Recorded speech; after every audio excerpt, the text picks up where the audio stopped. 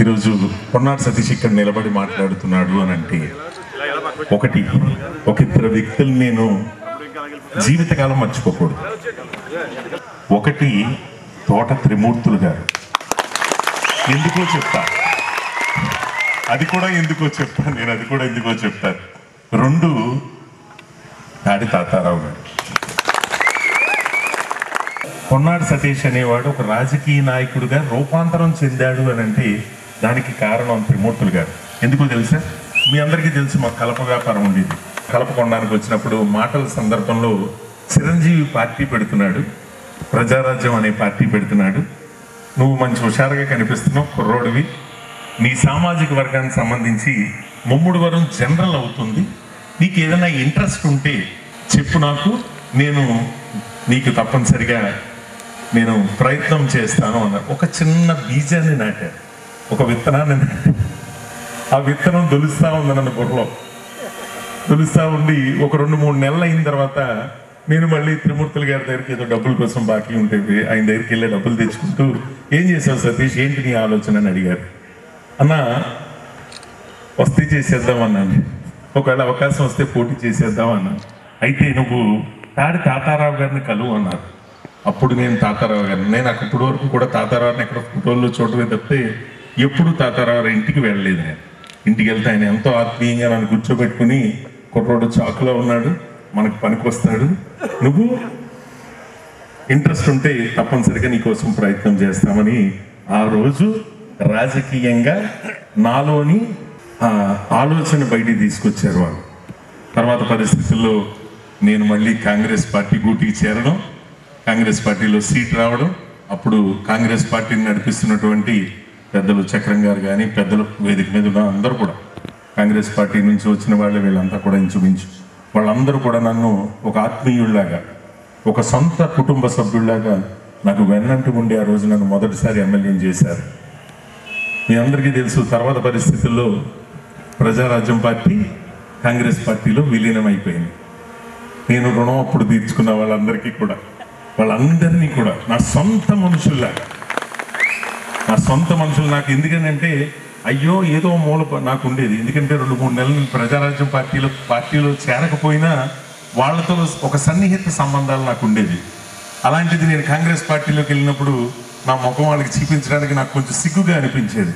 కానీ భగవంతుడు ప్రజారాజ్యం పార్టీని కాంగ్రెస్ పార్టీలో విలీనం చేసిన తర్వాత వాళ్ళందరూ మళ్ళీ సొంత గూటికి, సొంత ఇంటికి వచ్చినట్లుగా, సొంత మనిషి దగ్గరికి వచ్చినట్లుగా వాళ్ళందరినీ కూడా నేను దగ్గర చేర్చుకోవడం, వాళ్ళందరికీ కూడా నేను చేయగలిగింది 5 సంవత్సరాల్లో. మీ అందరికీ తెలుసు, 5 సంవత్సరాల్లో రాజశేఖర రెడ్డి గారు చనిపోయారు. తర్వాత పరిస్థితుల్లో సమైక్యాంధ్ర ఉద్యమం రకరకాల ఇబ్బందులతో ఉన్న ఆ కాలంలో చేయగలిగినంత మంచి చేశాను నేను నా కాపు సోదరులందరికీ కూడా. అందుకే నాకు సర్కిల్ కూడా ఎక్కువ, కాపు సర్కిల్ ఎక్కువ ఉంటుంది. అనుకుంటారు పొన్నాడు సతీష్ రాజుల మాట వినేస్తాడో లేకపోతే ఇంకొకరి మాట వినేస్తాడని. నేను వినేది మీ మాటేనా బాబు. ఇవాళ మీ అందరికీ చేయడానికి నేను సిద్ధంగా ఉన్నాను. నేను ఇవాళ మీ అందరికీ కూడా, అంటే నా మీద ఒక విష ప్రచారం కూడా సృష్టిస్తూ ఉంటారు కొంత. పొన్నాడు సతీష్ కాపులు చేయలేదంటాడు. అసలు ఏ నాయకుడు నోట్లోంచి అన్నా సరే ఒక కులం చెయ్యలేదు అని అంటే ఆ నాయకుడే కాదు, అంతే కదా. ఇందాక చెప్పినట్లుగా 5,000, 10,000, 15,000, 2,000, 3,000 పడకుండా అన్ని కులాలు సహకరించకుండా ఒక వ్యక్తి ఎమ్మెల్యేగా మారడం అనేది అది అసాధ్యం. అది విజ్ఞత లేనివాడు, తెలివితేటలు లేనివాడు మాట్లాడే మాటలు తప్పితే వాళ్ళ ఆ రోజున్న పరిస్థితిని బట్టి, ఆ రోజున్న సమీకరణను బట్టి ఒక కులం నుంచి ఎక్కువ పడవచ్చు, ఒక కులం నుంచి తక్కువ పడవచ్చు. కానీ ఒక కులం కట్టగట్టుకుని ఒక పార్టీకి వేయడం అనేది అది అసాధ్యం. అది సాధ్యం కాని పని. అలాగైతే ఇవాళ నాకు 100కి 100% నా కులంలో పడిపోవాలి, 100కి 100%, ఒక్కోటి కూడా పోకుండా పడిపోవాలి. ఎందుకనంటే నేను చేసిన మేలు ఏదైతే ఉందో దేశంలో ఏ ఎమ్మెల్యే చేయలేడు. దేశంలోనే, రాష్ట్రం కాదు, దేశంలో ఏ ఎమ్మెల్యేకి సాధ్యం కానటువంటి విధంగా నా కులానికి నష్టం జరుగుతుంది. కాబట్టి నష్టాన్ని ప్రపంచానికి చూపించి దాని ద్వారా నష్టపరిహారం తీసుకొచ్చాను నేను. ఇది ప్రభుత్వం నుంచి ఇచ్చేది కాదు, ఇది నా పోరాట ఫలితం. అది ఏ కులంలో ఎవరికి నష్టం జరిగినా పోరాటం చేయడానికి నేను సిద్ధంగా ఉన్నా. అది ఏ కులం అన్నా కానివ్వండి, ఏ కులమైనా సరే నేను పోరాటం చేస్తా. ఇవాళ మీరందరూ నన్ను ఒక తండ్రి స్థానంలో కూర్చోబెడుతున్నారు. ఒక ఎమ్మెల్యే అంటే నియోజకవర్గానికి ఒక తండ్రి లాంటి వాడు. ఇవాళ తండ్రి స్థానంలో కూర్చోబెట్టినప్పుడు వడ్డనలో ఎక్కడ అసమానతలు చూపించడు. అర్థమైందా? ఎక్కడ కూడా అందరికీ సమానంగా, తండ్రి మనసులో అందరూ సమానమనే ఉంటుంది. కానీ అక్కడ ఉన్న పరిస్థితులను బట్టి కొన్నిసార్లు కొన్ని ప్రత్యేక పరిస్థితులు, కొన్ని అవతల వాళ్ళు అర్థం చేసుకునే విధానం బట్టి ఉంటుంది. ఇవాళ మీ సామాజిక వర్గానికి నేను డబ్బు రూపాన మేలు చేయలేకపోయాను, కానీ అమితమైన గౌరవాన్ని అయితే ఇచ్చానని చెప్పి నేను గర్వంగా చెప్తున్నాను. ఇక్కడ ఇందాక మన బాబీ చెప్పాడు, 4 మండలాల్లో మీకు గౌరవాన్ని ఇచ్చాను. గౌరవం అంటే ఒక మండలంలో ఎంపీపీ ఇచ్చాను నా సోదరికి, మిగతా 3 మండలాల్లో కూడా వెనకాల నడిపించే పెద్దలను పెట్టాను. ఒకటి ఏడు సుబ్బుగారు కావచ్చు, అక్కడ బాబీజీ కావచ్చు, అక్కడ మాణిక్యం కావచ్చు. ప్రతి పరిపాలనలో, నిర్ణయాల్లో, ప్రతి దాంట్లోనే కూడా మీ పాత్ర ఉండే విధంగా, మీ ప్రమేయం ఉండే విధంగా మీ అందరికీ కూడా సముచిత స్థానం ఇచ్చాను. ఓట్లు వేయలేదంటే ఎందుకు ఇస్తాను నేను? ఓట్లు వేయలేదు, ఓట్లు పడలేదని చెప్పి నేను అనే మనిషిని అయితే నేను ఇచ్చే పరిస్థితి ఉండదు కదా. ఇవాళ సొసైటీ ప్రెసిడెంట్లో సగభాగం మీకు ఇచ్చేసాను. ఈ నియోజకవర్గంలో 24 సొసైటీలు ఉంటే 12 మంది మీరే ఉన్నారు. ఇంతకన్నా ఒక ఎమ్మెల్యే ఏం చేయగలరు అసలు? నాకు తెలిసి ఒక ఎమ్మెల్యే తన చేతిలో ఉన్న నామినేటెడ్ పదవుల్లో సగం పదవులు మీకే ఇచ్చానంటే ఎమ్మెల్యే నోట్లోంచి చెయ్యలేదనే మాట ఎందుకు వస్తుందంట? ఆ పరిస్థితి లేదు. నాకున్న మిత్రులు ఎక్కువ,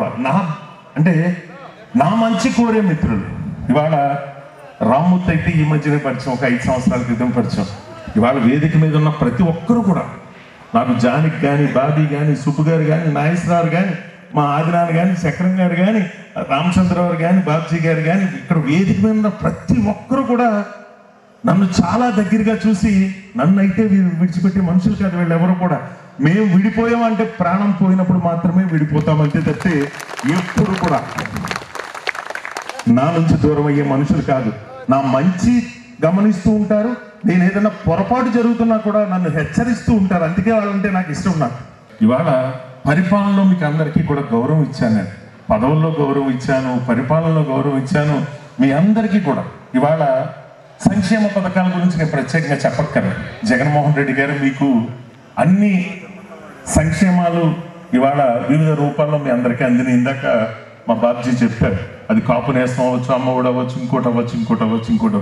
అన్నిటికంటే మించి జగన్మోహన్ రెడ్డి గారు మీకు రాజకీయంగా ఏ పార్టీ ఇవ్వనని సీట్లు ఇచ్చేది. వాళ్ళ రేపొద్దున మీరే పరిపాలిస్తారు, మీరే హీరోలు.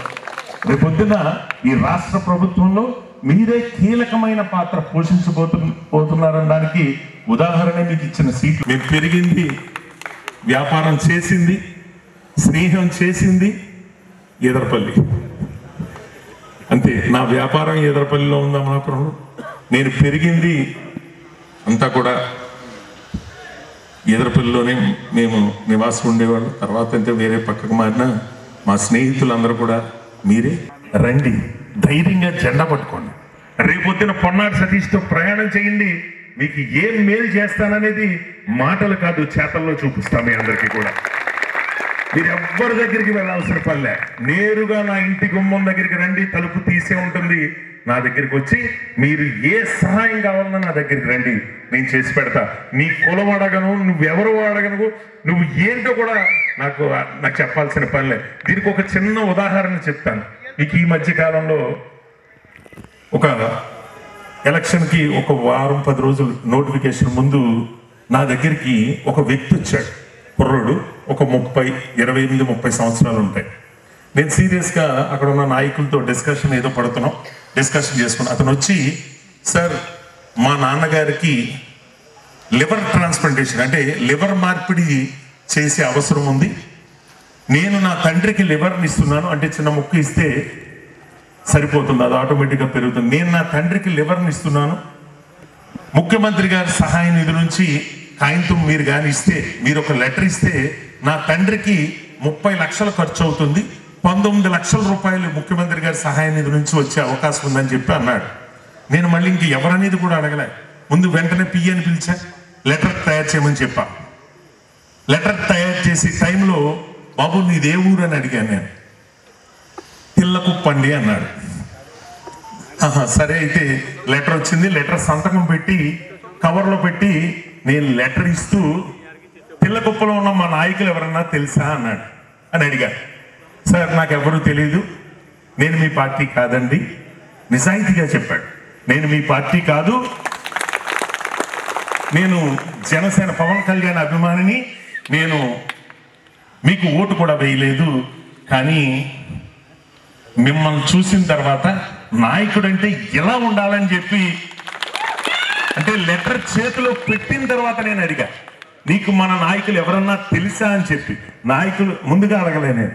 అతను ఒకటే అన్నాడు, నాయకుడు అంటే మీలా ఉండాలి, గతంలో మీకు వెయ్యలేకపోయి ఉండొచ్చు, ఇవాళ నేను 100 మందితో మీకోసం నేను పనిచేస్తాను, మీరు చేసిన మంచి నా కుటుంబాన్ని నా తండ్రిని బతికిస్తుందన్నాడు.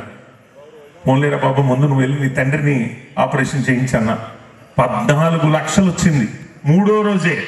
నేను లెటర్ ఇచ్చిన 3వ రోజు 14 లక్షల రూపాయలు అతనికి నేను LOC అంటారు, అంటే ఏదైతే ఆపరేషన్ ముందు ఆ 14 లక్షల లెటర్ పట్టుకెళ్ళి ఇస్తే మిగతా డబ్బు మనం కడితే సరిపోతుంది. అతను మన పార్టీ కాదు, ఇంకోటి కాదు, ఇంకోటి కాదు. అంటే నా వ్యక్తిత్వం గురించి చెప్పడానికి ఉదాహరణ చెప్పా. నేను చేయడానికి నేను సిద్ధంగా ఉన్నా, చేయించుకోవడానికి మీరే సిద్ధంగా ఉండండి. చేయించుకోవాలి అని అంటే ముందుగా మీరంతా ఒక పని చేయాలి. ఏం చేయాలి? రేపు ఎన్నికల్లో నెగ్గించుకోవాలి.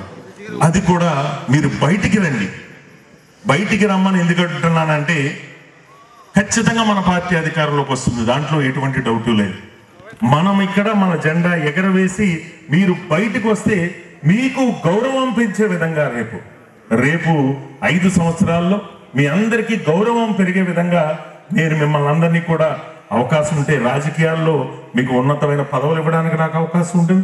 అవకాశం లేకపోతే ఏదైనా మంచి చేయడానికి నేరుగా నాకు అవకాశం ఉంటుంది. కాబట్టి మిమ్మల్ని అందరినీ కూడా ఈ సందర్భంగా బయటకు వచ్చి జెండా పట్టుకుని మా వెనకాల తిరగమని చెప్పి, మా వెనకాల అక్కల మీరు ముందు తిరగండి, మీ వెనకాల నేను తిరుగుతా.